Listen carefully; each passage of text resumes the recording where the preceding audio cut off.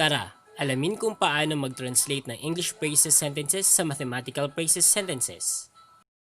Okay, so sa araw naman na to, ang tatalakayin natin ay eto, most essential learning competencies na to na pang grade 7. So nasa ikatlong linggo na tayo ngayon ng quarter 2. Okay, so the learner translates English phrases sentences to mathematical phrases sentences and vice versa. So eto medyo confusing ito sa bata pero napakaganda or napaka-advantage sa atin kung ito ay makukuha natin sapagkat ito ang isa sa basic knowledge kapag dinil natin yung mga word problem natin. Kasi yung mga English statement or phrases or sentences ay kailangan nating ma-convert into a mathematical sentences. Ang ibibigay na problem sa atin, di ba, na word problem ay in English phrase or English sentence. So, gagawin natin siyang mathematical sentence. So, ngayon ay dito muna tayo. So, i-discuss natin yung mga keyword na dapat nating matutunan in translating English phrases sentences to mathematical phrases sentences. Okay, una, we have increased by. So, pag sinabi natin increased by, so madadagdagan. So, therefore, the operation here is plus.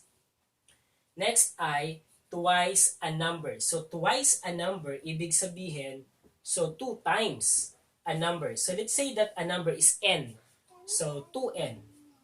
Or 2 times n. So, ganyan ang twice a number natin. Next, more than. So, pag sinabi natin more than, that is plus. Thrice a number. So, ito ay parang ganito din. So, since thrice, ibig sabihin ito 3 times. So, 3 times a number. So, ito 3n. So, let's say that n is a number. Or, ito naman ay 3 times n. So, pwede namang ganyan. So, take note na na-introduce na last video lesson yung mga variable natin. So, a number, hindi natin alam kung anong specific number yan. That's why we are using a variable to represent a number. So, here I used letter n. Okay. Subtracted from. So, etong subtracted from, so medyo confusing siya kasi kapag nagsusubtract tayo, hindi pwedeng ma-interchange yung subtrahend at minuend. So, pag sinabing subtracted from, so subtracted from, let's say, dugtungan natin to, subtracted from 8. So, ibig sabihin, that is 8 minus. So, nag-subtract tayo kay 8. Ayun. So, hindi pwedeng ma-interchange na minus 8, ganyan. So, mali yan. So, dapat ay 8 minus. Subtracted from. Ang reference mo ay yung given number. So, from 8. So, ibig sabihin, sa 8 ka, magsusubtract. Okay. Difference. So, pag sinabi nating difference, that is an operation of subtraction. The answer in subtraction operation. Sum, that is the answer for addition. Product, that is the answer for multiplication. Times, so ang multiplication natin pwedeng ganito, pwedeng that, di ba? So pwede namang ano yan? Open and close parentheses. So yan. Next, quotient. So ang quotient natin pwedeng, so etong symbol na to, so that is division. So the answer for division, so pwede siyang bar. So this is the numerator dito, denominator dito. So that is division. Okay, greater than. So, ang greater than natin, so kapag tinignan natin etong, binukas natin etong daliri ng kamay natin, gaya nito, so ang greater than dito ay yung nasa right. So, ang greater than ay ito. Okay, minsan din yung greater than na nagiging plus. Next, 1/2 of a number. So, pag 1/2 of a number of half or half of a number, ibig sabihin, that is 1/2 times n. Pwedeng ganyan. So, eto naman, pwede na siyang n over 2. So, pwedeng ganyan. So, pwede rin siyang 1/2 times n. Parang ganyan. So, pwedeng with open and close parentheses, pwedeng wala. Kasi pag pinagtabi natin ang number saka ang variable, it indicates multiplication. Kaya, So, pwede tayo dyan. So, 1/2 of a number. So, 1/2 of a number or n over 2 kasi 1 times n is n. So, n over 2. So, n divided by 2. Parang ganun. Okay, next. We have at least. Pag sinabi nating at least, ay ano yan? So, eto, ibig sabihin, eto na yung minimum. So, minimum na, okay, for example, para pumasa tayo sa isang grading, so at least, ang grade natin dapat ay 75. So, pag sinabi natin at least 75, ang mga pwedeng maging sagot dito ay so 75, 76, 77, pataas pa. So, ang pinaka-minimum na, ang pinaka-mababa na ay ang 75. So, ang symbol na gagamitin natin dito, kung titignan natin, so it is greater than 75 at equal to 75, di ba? So, ibig sabihin dito, greater than or equal ang gagamitin natin. So, pag at least, greater than or equal. Okay. So, ganyan ang symbol na gagamitin. So, at least, that is greater than, equal. Divided by, so that is a division. So, pwede namang bar. So, numerator dito, denominator dito. Decreased by. So, pag decreased by, nagbawas. So, ibig sabihin, minus. Square of a number. So, pag square of a number, ito papasok na sa exponent na natalakay natin noong nakaraang video lesson. Pag square of a number, ibig sabihin, let's say that our number is number n. Square. So, n square. So, square of n. So, this is square of a number. Ayan. So, may exponent siya na 2. Okay, next, we have at most. So, pag at most naman, pag sinabi natin, for you to become an awardee with high honors, diba? With high honors, so your grade, your average must be at most, okay, at most 94, let's say ganyan. So, ibig sabihin, tatanggapin si 93, si 92, si 91, si 90, parang ganun. So, at most. So, hanggang lang siya kay 94. Si 95, ibang category na. So, dito, pag ganun, pag at most ang nabasa natin, ibig sabihin that is greater than or equal. So, ang symbol nito ay greater than or equal. So, eto naman siya. So, eto. So, less than or equal. Sorry. So, that is less than or equal. Parang greater than or equal na sabi ko, no? So, that is less than or equal pag at most tayo. Pag at least naman, greater than or equal. Okay, next. Cube of a number. Pag cube of a number, so ibig sabihin, ang exponent ay 3. So, n cube. Cube of n. Cube of a number. Since we let n as our number. So, at this moment, let us try to give the mathematical phrases or sentences of the given English phrases or sentences. So, the first one is, a number decreased by n. We don't know that number yet, so we will use a variable to represent it. So, gamitin natin ang number n. So, we have a number n. So, a number, so let make it n. So, a number n decreased, so minus by 4. So, we have n minus 4 is our answer. Okay, next. Twice a number, more than 2/5. Okay, so twice a number. Okay. Twice a number, more than. So more than, pwede tayong plus. So more than 2/5. Okay, so we could have 2/5 plus 2n. In which this one, so pwede rin naman itong 2n plus 2/5. In addition naman, ay wala tayong problema kung mai-interchange yung ating addends sapagkat kung mai-interchange yung addends nila, so wala tayong problema doon. Kasi meron tayong commutative property of addition. Okay, next. We have thrice a number subtracted from 100 is 40. So ito ay English sentence. Okay, thrice a number. So thrice a number subtracted from. So binawas daw siya. So subtracted from 100 is, so that is equal. Ang is natin, that is equal to 40. So that's why this one is a mathematical sentence. At ito ay English sentence. Ito ay praise lamang, ito ay praise lamang. Okay. So dito, ito na ang ating magiging sagot. Okay. Klaro ko lang ulit, subtracted from. So ibig sabihin, ito daw ibabawas sa 100. Kaya 100 minus 3n. Ang reference point natin, since may from, ang reference mo ay ang 100. So doon ibabawas yung thrice a number, which is 3n. Okay. Next, dito tayo. So 5 less than a number. So ibig sabihin ng 5 less than a number, if n is a number, we have minus 5.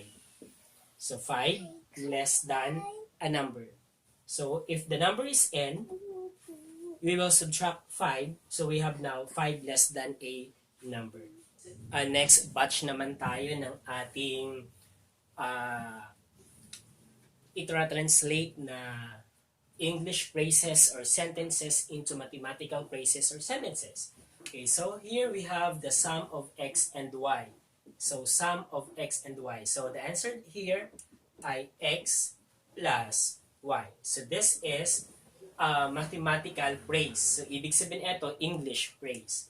Okay, next, the difference of two numbers. We don't know the two numbers. So ibig sabihin, malaya tayo na maglagay ng kung anong numbers ang gusto nating gamitin or variable na gagamitin natin.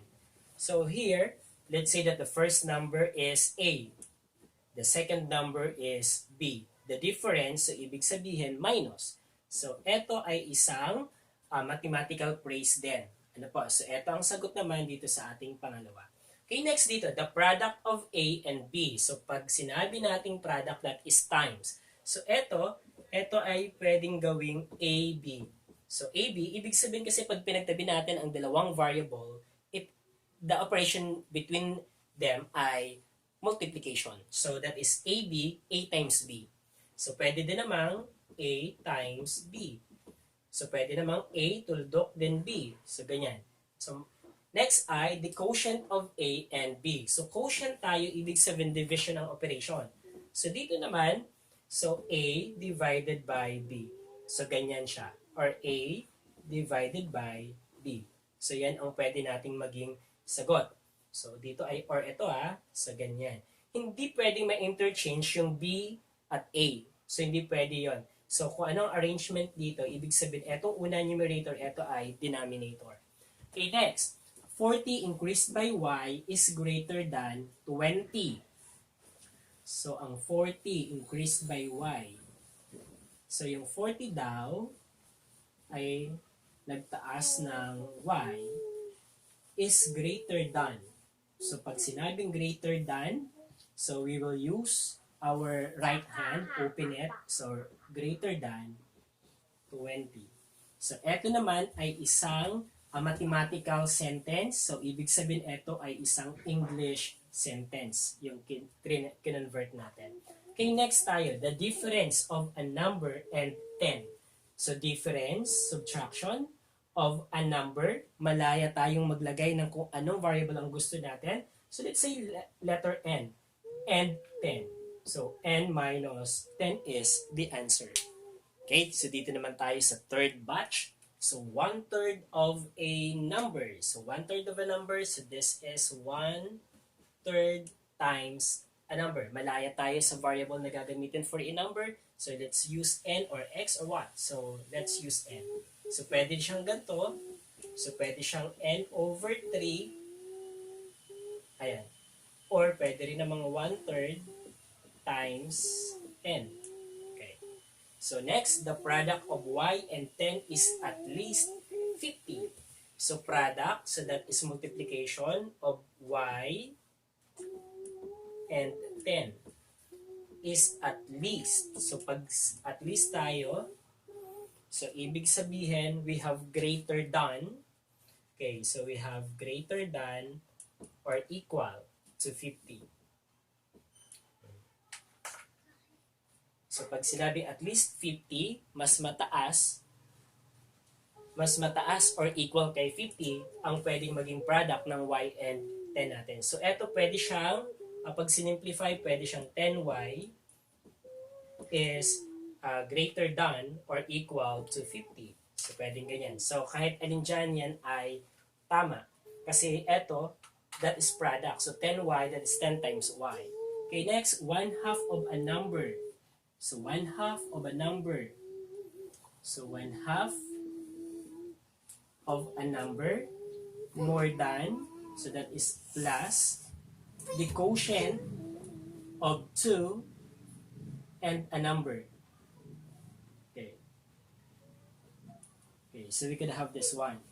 Or, so we have 2 over n plus n over 2. So ganyan. Kasi ito 1 times n pwedeng maging n. Okay, next here. 5 decreased by a number. So yung 5 daw decreased by a number, so binawasan ng number. So yung number ay hindi natin alam kung anong specific number, so we will just use n or any variable. So 5 minus n. Okay, so dito naman tayo sa last batch ng ating itra-translate. Okay, so we have the difference of q and 2 is less than 10. So the difference of q and 2. So q minus 2 is less than 10. So less than, okay. So q minus 2 is less than 10. So this is a mathematical sentence. So therefore this is an English sentence. Okay, next. 3/4 less than thrice a number. Okay, so 3/4. Okay, so less than tayo. But at this moment, since it is not a English sentence, so praise lang siya, kaya ang gagamitin natin dito ay minus. So 3/4. So 3/4 less than thrice a number. So ito na ang magiging sagot natin. So 3n minus 3/4. Okay, next, square of a number decreased by 5. Square of a number. So let's say n is a number. Square of n, so we have n raised to the second power. Decreased minus by 5. So that is the mathematical phrase, English phrase. Okay, next, the product of y and x. So product of y and x, so ibig sabihin, multiply. So y and x is at most. So dito we have is at most. So pag is at most tayo, ibig sabihin, pwedeng mababa pero hanggang doon sa given. So is at most 25. So pwedeng mababa pero hanggang 25 lang. So ibig sabihin that is less than or equal. So eto pwede siyang yx, pagtatabihin lang yan, or xy. Okay, so pwede yan. Then we have 25. So eto ay 25. So kahit alin dyan ay tama. So dito kasi kay multiplication, we have commutative property of multiplication. Kaya pwedeng ma-interchange yung yx, xy. Okay. So sana'y nauunawaan at sana'y masagutan ninyo ng tama ang exercise na nandyan sa inyong module. Subscribe for more learning.